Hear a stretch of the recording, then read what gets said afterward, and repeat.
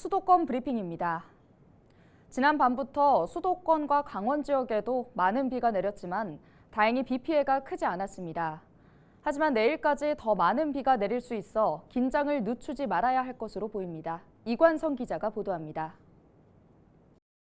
지난 밤사이 호우경보가 발령됐던 서울에서는 하천 수위가 상승해 오늘 새벽 잠수교와 증산교 하부도로, 동부간선 도로와 서부간선 도로 일부가 통제됐다가 아침에 해제됐습니다. 서대문구 홍제동에서는 가로수가 쓰러지면서 인근 2,000세대 아파트 단지가 정전됐다가 복구됐고, 서대문구 연희동에서도 도로 축대가 무너져 인근 20여 가구 46명이 대피하는 일이 발생했습니다. 서울 각지의 반지하 거주민 37가구도 침수 우려 때문에 대피했다가 호우경보가 해제되면서 집으로 돌아갔습니다. 인천에서도 하루 사이 100mm가 넘는 비가 내렸지만 큰 피해는 없었습니다. 어제 오후 미추홀구의 한 가로주택 정비사업 지역에서 빈집이 무너지고 오피스텔 담벼락이 무너졌지만 바로 복구됐고, 지난 밤사이 들어온 33건의 비 피해 신고도 주택가와 도로 침수, 나무 쓰러짐 사고 등 비교적 경미한 피해였습니다. 강원에서는 전날부터 비가 많이 내려 댐 수문이 잇따라 열렸습니다. 어제 저녁부터 의암댐은 초당 960톤의 물을, 춘천댐은 초당 400톤의 물을 방류하며 늘어난 수위를 조절했습니다. 비 피해는 다행히 적었습니다. 강릉 교동에서 지하실 침수가 발생하고 홍천과 횡성 등지에서 나무가 쓰러지는 등 비교적 경미한 수준이었습니다. 14일과 15일 사이 경기 남부와 충청권, 강원 남부와 충청, 전북, 경북 북부 내륙에서는 80에서 200mm의 비가 더 내릴 것으로 보입니다. 많은 비가 예고된 지역에서는 돌풍과 천둥 번개를 비롯한 폭우가 내릴 수 있어 시설물 관리와 안전사고에 각별히 유의해야 합니다. 헬로티비 뉴스 이관서입니다.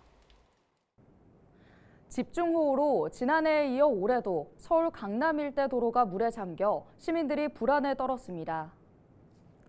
13일 저녁부터 내린 집중호우로 강남 영동시장과 강남역 일대 도로가 물에 잠겨 차량들이 거북이 걸음으로 운행하는 등 불편을 겪었습니다. 또 일부 맨홀은 빗물이 역류하는 등 배수가 안 돼 지난해와 같은 침수가 발생하는지 우려가 제기됐습니다. 서울시는 집중호우에 대비해 수방 대책 기준을 시간당 100mm로 높였으며 특히 침수 취약 지역인 강남역 일대는 110mm로 올려 방제 시설을 확충하고 있습니다. 앞으로 인천 앞바다의 해양 쓰레기가 드론과 위성, 소나를 통해 관리될 전망입니다. 인천시는 옹진군과 함께 위성과 드론, 음파 탐지기인 소나로 해안가부터 바닷속 쓰레기를 모니터링하는 스마트 해양 환경 관리 시스템을 구축하고 있다고 밝혔는데요. 위성을 활용해 주기적으로 해양 쓰레기 분포를 관측하고 드론으로 섬과 해수면을 세밀하게 탐지합니다. 바다 밑은 소나를 이용해 침적 쓰레기를 탐지해 해안과 해수면, 해저까지 해양을 오염시키는 쓰레기를 관리하는 시스템을 구축하는 건데요. 이 사업에는 국비 등 70억 원이 투입됩니다. 시와 옹진군은 올해 자월도를 대상으로 시스템을 구축해 청정섬으로 거듭날 수 있는 발판을 마련할 계획입니다.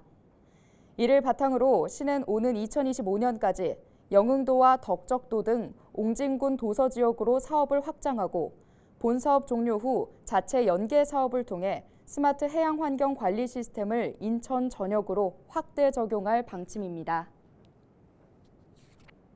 서울시 신혼부부 전세보증금 이자 지원 대출 한도가 2억 원에서 3억 원으로 늘어납니다. 서울시가 신혼부부 주거비 부담을 덜어주기 위해 시행하고 있는 신혼부부 임차보증금 지원 규모를 확대한다고 밝혔는데요. 기존 2억 원까지 지원되던 임차보증금 대출 금액을 3억 원으로 늘리고 대출 이자는 최대 연 4%, 최장 10년간 지원합니다.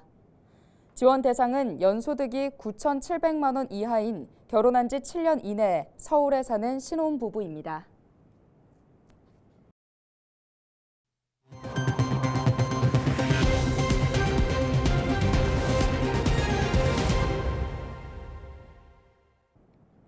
오늘 준비한 소식은 여기까지입니다. 지금까지 수도권 브리핑이었습니다.